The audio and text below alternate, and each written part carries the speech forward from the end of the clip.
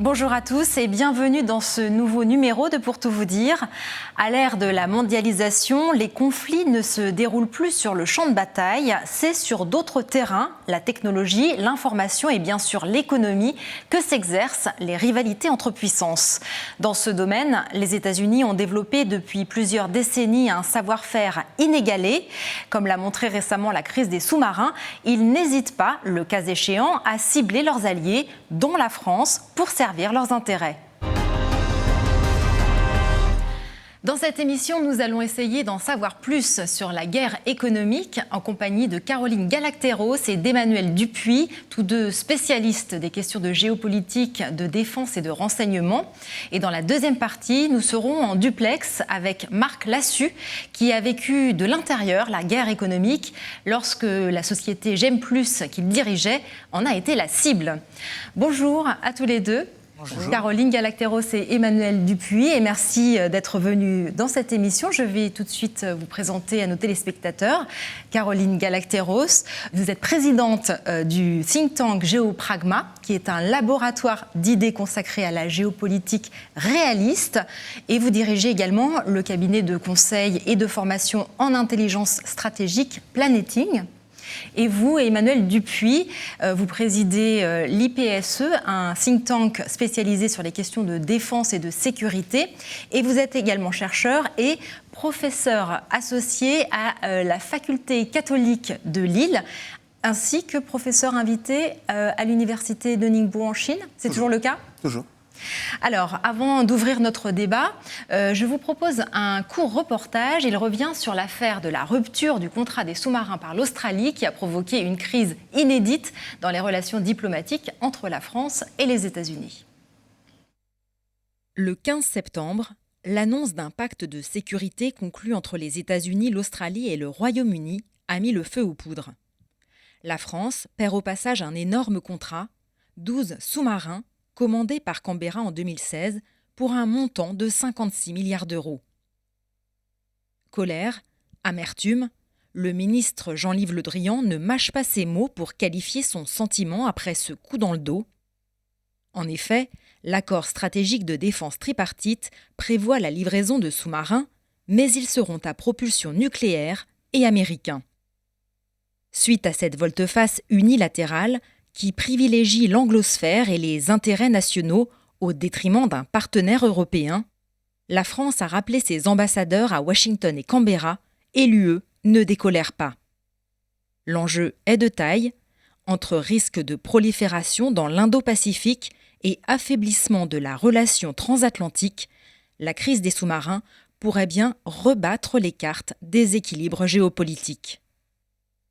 Caroline Galacteros, cette crise des sous-marins, c'est un exemple de guerre économique, d'après vous ? Oui, c'est un exemple de guerre économique, mais ça va très au-delà. Enfin, c'est une guerre, on reviendra peut-être sur la guerre économique en tant que telle. C'est une guerre sur tous les fronts, à vrai dire. Et c'est surtout une nouvelle phase que je trouve personnellement inquiétante. Dans la mise en ordre de bataille, si vous voulez, du monde occidental ou de ce qu'il en reste ou de la manière dont il se conçoit, en tout cas, face à, désormais, la puissance chinoise. Et là, on a fait les frais de la chose, si vous voulez, on a fait les frais de la chose. Donc ça doit nous conduire, à mon avis, nous Français et même les Européens d'une manière plus large, à commencer à comprendre quel est vraiment leur statut, leur rôle et leur marge de manœuvre dans cette nouvelle bipolarisation assez agressive où les États-Unis sont clairement à l'initiative, mais où la Chine, naturellement, joue aussi sa partie. On en est où aujourd'hui dans les relations franco-américaines suite à cet accrochage qu'il y a eu après cette affaire, puisqu'il y a eu donc le retrait de l'ambassadeur français de Washington. C'était quelque chose qui était complètement inédit. Où ça en est maintenant? Alors, inédit oui ou non, ça s'est passé en 1794. À l'époque, déjà, les Américains et les Britanniques avaient intrigué dans notre dos. Nous avions rappelé notre ambassadeur à l'époque. Mais effectivement, en 3 siècles, ça ne s'est pas produit. On a rappelé notre ambassadeur en Turquie, on a rappelé notre ambassadeur en Italie pour d'autres raisons. Mais néanmoins, la relation entre les États-Unis et la France, si on se base et si on en croit la teneur de la relation téléphonique entre les deux présidents, va mieux. Néanmoins, rien n'est réglé. Je ne crois pas avoir entendu de la part du président américain une forme de contrition, une forme d'excuse vis-à-vis d'une singulière manière de remettre en cause une coopération avec un allié. Mais une rencontre est prévue en octobre. Oui, une rencontre était déjà prévue puisqu'il s'agissait de la rencontre de clôture du G20. Donc de toute façon, ils ont annoncé une rencontre qui était déjà programmée puisque c'est la fin de la présidence italienne du G20 à Rome le 31 octobre. Donc rien de nouveau, hormis les éléments de langage habituels. Donc je crois que rien n'est réglé pour répondre directement à votre question. Je crois que la crise est beaucoup plus profonde, comme le dit Caroline. Il s'agit d'un acte de défiance à l'égard d'un allié, il faut le rappeler. Nous appartenons à de multiples alliances ensemble, et non seulement à l'OTAN, la Commission du Pacifique, la Commission de l'océan Indien. Bien sûr, nous sommes membres d'organisations dont le but est d'assurer une sécurité collective. Force est de constater que beaucoup de nos partenaires stratégiques deviennent de plus en plus des adversaires systémiques, pour faire ce jeu de mots, parce que c'est de cette manière que nous considérons encore la puissance chinoise. Je crois que cette affaire va bien au-delà de la simple rupture d'un contrat, 56 milliards d'euros. Au regard des 70 milliards d'euros que nous avons exportés entre 2009 et 2019, on se rend compte de l'immensité de ce contrat. D'ailleurs, le président de Naval Group a rappelé, c'est 10% des ventes annuelles, des rentrées annuelles de Naval Group. Donc ça aura un impact psychologique, économique et bien sûr géopolitique. On a la confirmation, après la première césure au sein de l'OTAN, que l'association de pays ayant des intérêts divergents est de plus en plus complexe, et d'une certaine manière, ce qui se passe en Asie-Pacifique est aussi en train de se passer dans la sphère européenne. Alors on va revenir à notre sujet qui est celui de la guerre économique. C'est quelque chose qui date depuis longtemps. La guerre économique ne remonte pas à cette affaire des sous-marins, mais on a l'impression que c'est quelque chose que nous découvrons aujourd'hui, ou en tout cas sous une certaine forme. Est-ce que vous pourriez nous en parler, Caroline Galacteros, et nous expliquer comment Washington est devenu le shérif de l'économie mondiale ? Alors, on semble découvrir les choses chaque fois qu'une affaire finalement de concurrence se révèle, concurrence malheureuse, notamment entre soi-disant alliés. On semble découvrir un poteau rose, mais qui est un vieux poteau rose. Et on est victime, je dirais, de notre propre narratif occidental. C'est-à-dire ? Sur la mondialisation, naturellement favorable aux échanges, à l'amitié, à la coopération, etc. Et en fait, il y a la réalité d'une guerre économique, mais qui est aussi une guerre technologique, qui est une guerre sur tous les fronts. Ce sont d'ailleurs 2 colonels chinois de l'armée de l'air qui ont écrit ce petit livre merveilleux qui s'appelle « La guerre hors limite » et qui théorise parfaitement, en fait, non seulement l'idée peut-être d'une stratégie chinoise en matière de développement de l'influence chinoise, mais qui en fait explique aussi ce que fait l'autre partie du monde, la nôtre, l'Occident.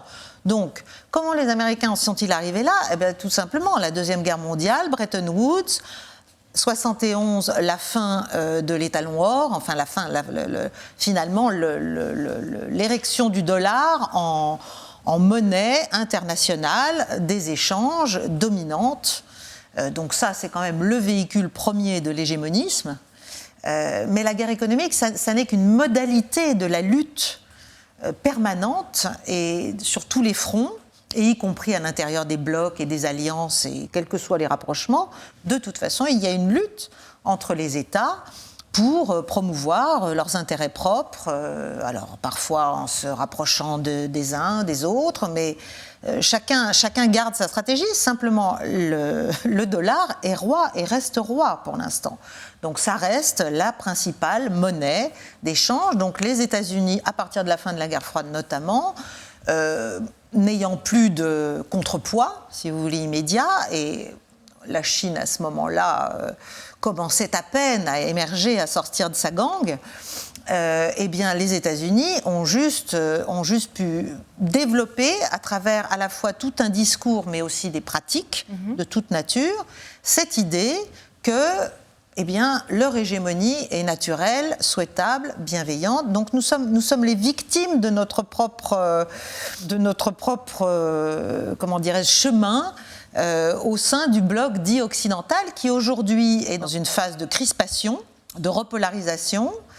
Mais le dollar est toujours là. Donc après, on a tout l'appareil extraterritorial mis en place par les États-Unis, qui s'exprime, qui a des effets dans tous les domaines. Hein. Ça va des armements à toutes sortes de produits, de biens, de services, de commerce, à partir du moment où le dollar est concerné d'une manière ou d'une autre. Ça va d'un mail à un compte, à un virement, à une conversation téléphonique. À partir du moment où on peut revenir à l'idée d'un dollar qui a été en cause dans une transaction quelconque, les juridictions américaines sont compétentes. Et à partir de là, c'est le début. Et puis il y a d'autres moyens mis en place par les Américains, c'est le renseignement et notamment le renseignement économique. C'est aussi ça le nerf de la guerre dans cette guerre économique, Emmanuel Dupuy ? C'est un outil, mais je crois que je suis parfaitement d'accord avec Caroline. L'extraterritorialité, non seulement financière, l'extraterritorialité juridique, l'extraterritorialité des normes, sont des alliés de cette omnipuissance américaine. On a le sentiment que les États-Unis poussent finalement, on ne peut pas leur reprocher, la notion du libéralisme jusqu'à leur excès. La notion du libéralisme dans le sens qu'il ne faut aucune entrave et que tout doit être fait en toute transparence. D'autant plus que c'est eux qui érigent les règles. Voilà. Alors justement, c'est en 1998 que la loi américaine devient extraterritoriale. En quoi ça consiste exactement, cette extraterritorialité ? L'extraterritorialité, ça a été expliqué parfaitement par Caroline, ramène tout au fait que les juridictions américaines sont impactées. Par exemple, en ce qui concerne l'extraterritorialité financière. Prenons l'exemple des sanctions. N'importe quel pays qui va avoir des prestations ou des relations financières et économiques avec un pays sous sanction et lui-même est sous le boisseau donc, de deux structures bien connues, l'Office of Foreign Assets Control, OFAC, et son pendant au niveau du Trésor, le Committee on Foreign Investment in the United States, avec une autre réalité.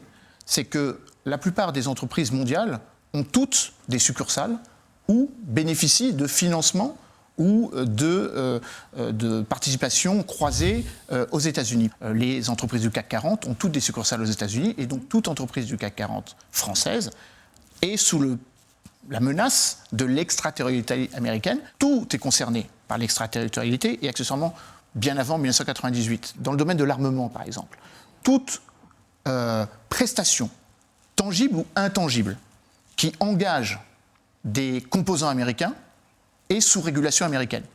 Or, il n'y a pas un seul système d'armes qui n'a pas un composant américain. C'est vrai pour nos Rafales, c'est vrai pour nos sous-marins et c'est vrai pour nos produits d'exportation. D'une certaine manière, les Américains avaient déjà introduit le ver dans le fruit, puisqu'ils avaient aussi un moyen de bloquer ce contrat que nous avions signé avec l'Australie en avril 2016, en ne donnant pas les composants qui auraient été nécessaires pour offrir une prestation conforme à ce que les Australiens demandaient sur les 12 sous-marins donc du programme Shortfin Barracuda. Donc vous voyez que les États-Unis ont des moyens très approfondis. Ce qui est vrai pour la défense est aussi vrai pour Internet, monopole d'Internet. Le système qui régule les dénominations de sites Internet est une société privée financée à 90% par le gouvernement américain qui se situe à Los Angeles, ça s'appelle ICANN. Donc vous voyez bien que tout ramène aux États-Unis et le principe de l'extraterritorialité s'accompagne aussi d'un autre problème, c'est l'extraterritorialité des normes. Toutes les normes internationales, cinématographiques, les normes financières, ramènent à ce que toutes les entreprises, on en a parlé, mais les pays veuillent mettre leur argent là où la monnaie est la plus stabilisée, c'est-à-dire au niveau de la Banque fédérale américaine. Et donc cette extraterritorialité impacte aussi sur la Chine, qui y a placé 440 milliards de dollars. finalement, elle peut potentiellement impacter sur n'importe quelle entreprise du monde ou n'importe quelle structure. Tant que les prestations sont faites en dollars, oui. Ce qui est intéressant, si on passe au niveau un peu conceptuel, c'est que c'est l'idée même de la mondialisation qui est en fait le socle, le vecteur immense, partout tentaculaire, de la guerre économique et finalement de quelque chose qui va contre cette idée initiale, c'est-à-dire d'une ouverture du monde, d'une interpénétration du monde, d'une interdépendance bénéfique. En fait, les mécanismes de la domination se servent de ça et diffusent par là leur emprise. Plus qu'une mondialisation, on est dans une américanisation, non ? Alors, parce qu'on n'a pas parlé du soft power américain, vous avez parlé du cinéma, mais de moins en moins, parce que justement, il y a maintenant, certes, il n'y a plus d'URSS et la Russie, quel que soit son état et sa renaissance en tant que puissance, même globale, il n'y a plus ce parallélisme des formes, si vous voulez, qui assurait l'ancienne bipolarité. Mais il y a évidemment la Chine aujourd'hui, et je pense que les enjeux de la guerre économique maintenant deviennent de plus en plus nets, et ce sont des enjeux liés naturellement, à mon avis, fondamentalement à la monnaie, à l'enjeu de la monnaie, de la domination monétaire, de la domination du dollar, de la manière dont elle peut être entamée, de tout l'enjeu des crypto-monnaies. Ça va être ça les grands thèmes.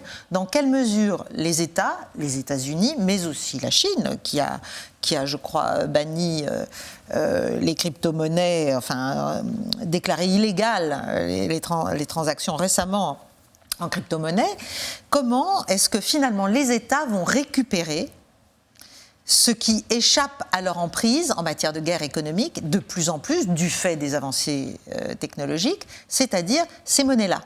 Donc tout l'enjeu, ça va être maintenant de les rattacher à leur monnaie de référence, que ce soit le dollar, que ce soit le yuan, que ce soit même le rouble, que ce soit l'euro, naturellement. L'Union européenne est dans les mêmes réflexions. Juste en complément par rapport à ce qu'a dit Caroline. Très vite, parce qu'on va passer à la suite. Il y a eu une action qui est passée un peu sous silence au moment où la Chine lançait sa banque asiatique d'investissement. 2015.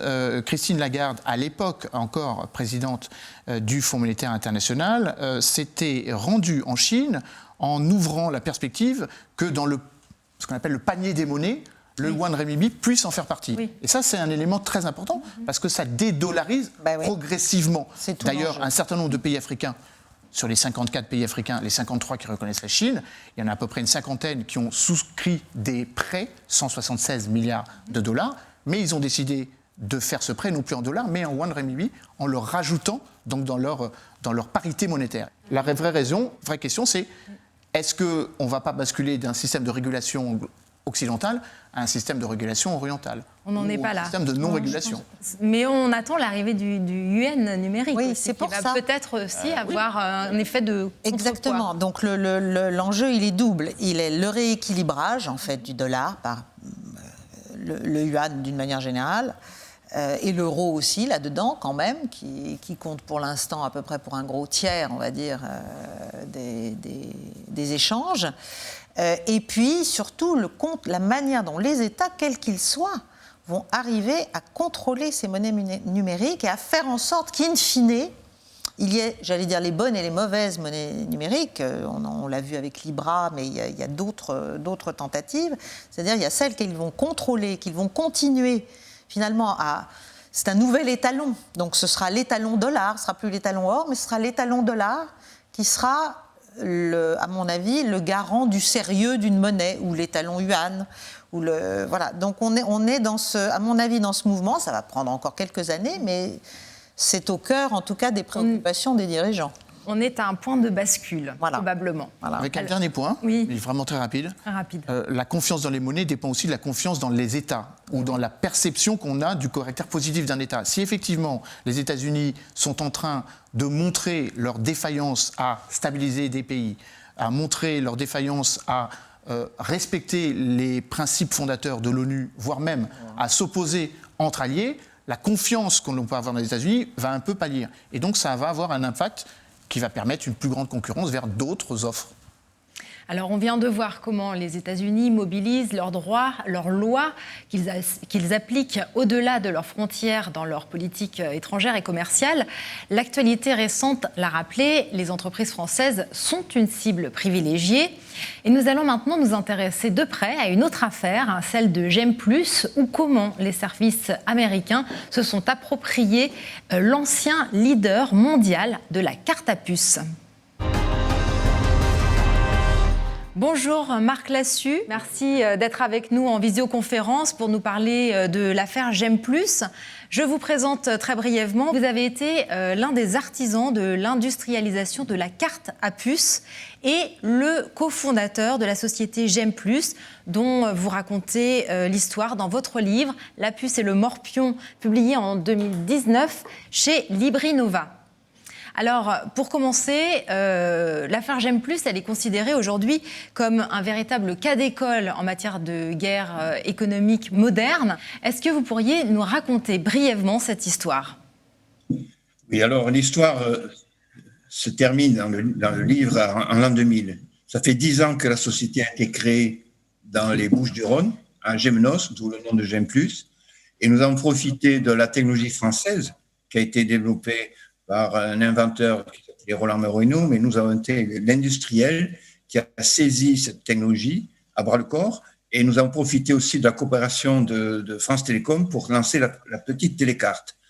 Très vite est arrivé derrière notre développement de la carte SIM pour le téléphone portable. Donc chaque téléphone portable a une carte que vous insérez dans le téléphone, et cette carte SIM est devenue un standard mondial pour la téléphonie mobile, à l'exception de 2 pays, les États-Unis et le Japon, qui n'avaient pas le même standard. Mais très vite, les Américains, mais ça nous l'ont pas vu venir, se sont rendus compte que ce système, avec la carte SIM, permettait d'espionner le monde entier.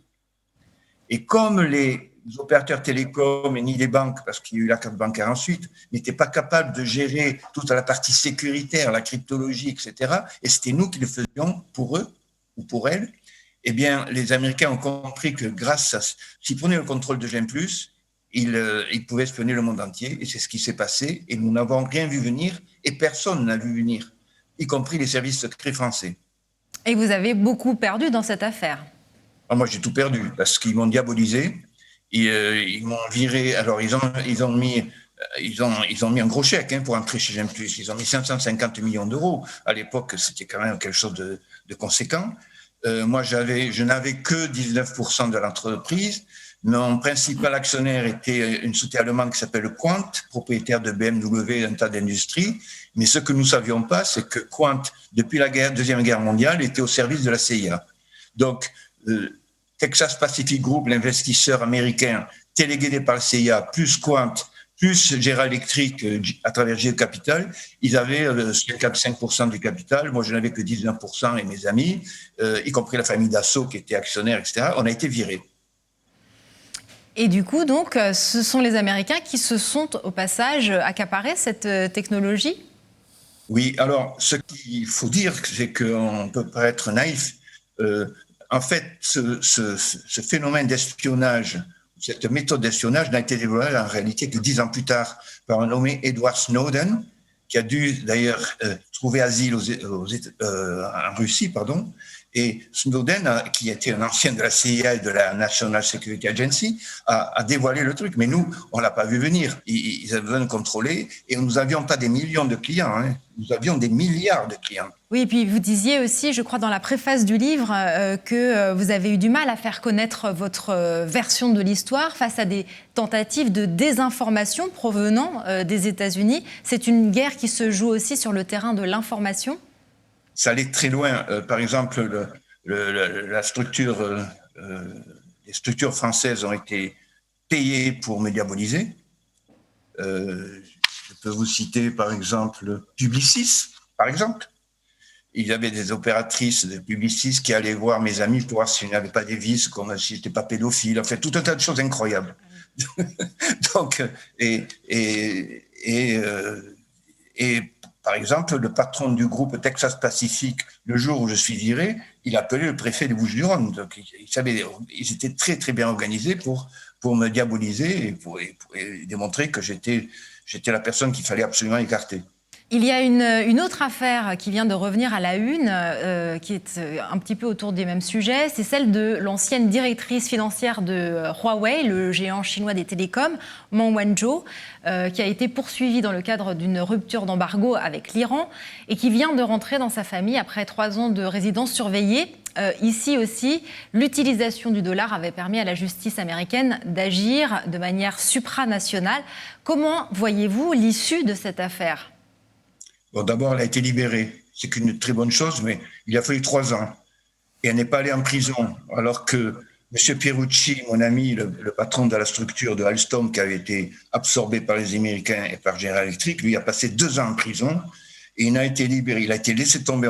La France l'a laissé tomber. Son management chez Alstom l'a laissé tomber complètement aussi. C'est ce qui est scandaleux.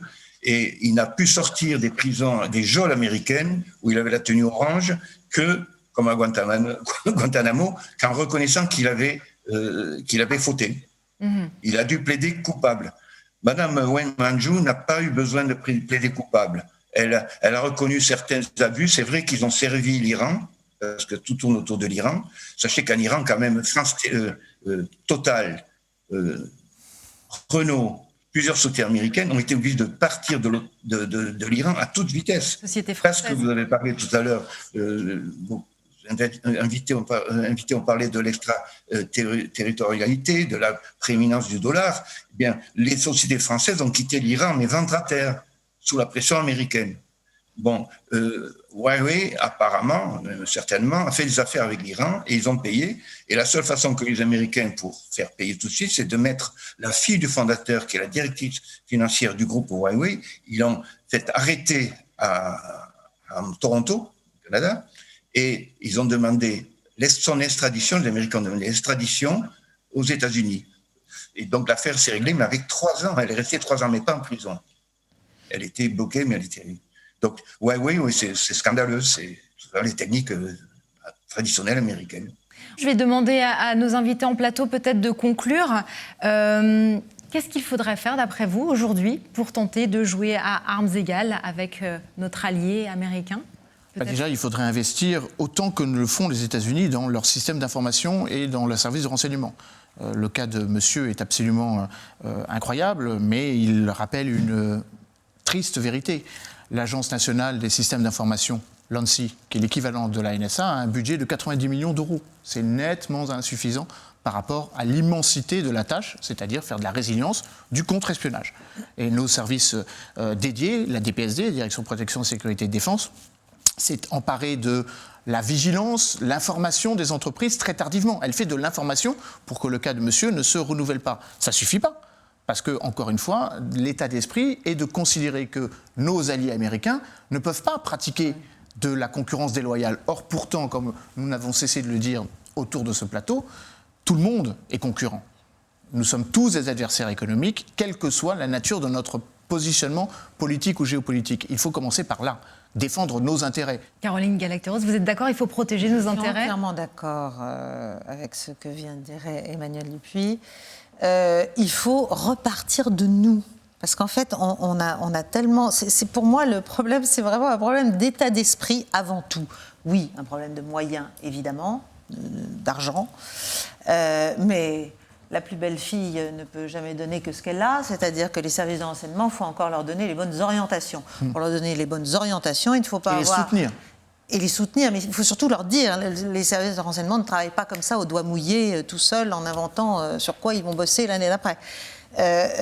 Il faut absolument, il faut faire sauter le verrou psychologique qui consiste effectivement, qui nous empêche très profondément, et ça c'est valable politiquement, c'est valable dans la haute administration, c'est valable de manière très profonde dans l'appareil français, et c'est valable aussi bien sûr chez beaucoup d'autres Européens, qui consiste à ne pas pouvoir concevoir que notre grand allié, qui nous a été si précieux en son temps, mais c'était il y a bien longtemps déjà, et le monde a complètement changé depuis, notre grand allié joue contre nous. On n'arrive pas à le concevoir.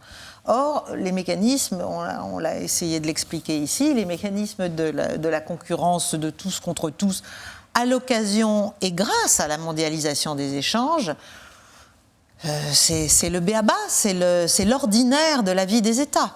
Donc, il faut absolument apprendre à repartir de soi, de nos intérêts, je dirais, c'est à la fois économique, diplomatique, financier, technologique, enfin, tout ça va ensemble, c'est ça la guerre hors limite. Voilà, ça ne veut pas dire d'être belliqueux d'ailleurs, parce qu'on n'est pas obligé d'avoir une posture d'hostilité, mais en tout cas une posture certainement de défense de ses intérêts propres, oui, ça me semble évident. Eh bien, ce sera le mot de la fin. Merci à tous les deux, Caroline Galacteros et Emmanuel Dupuy, et merci à Marc Lassus qui était avec nous en visioconférence pour vos éclairages. Je vous remercie à vous également qui nous suivez. Je vous dis à très bientôt pour un nouveau numéro de Pour tout vous dire.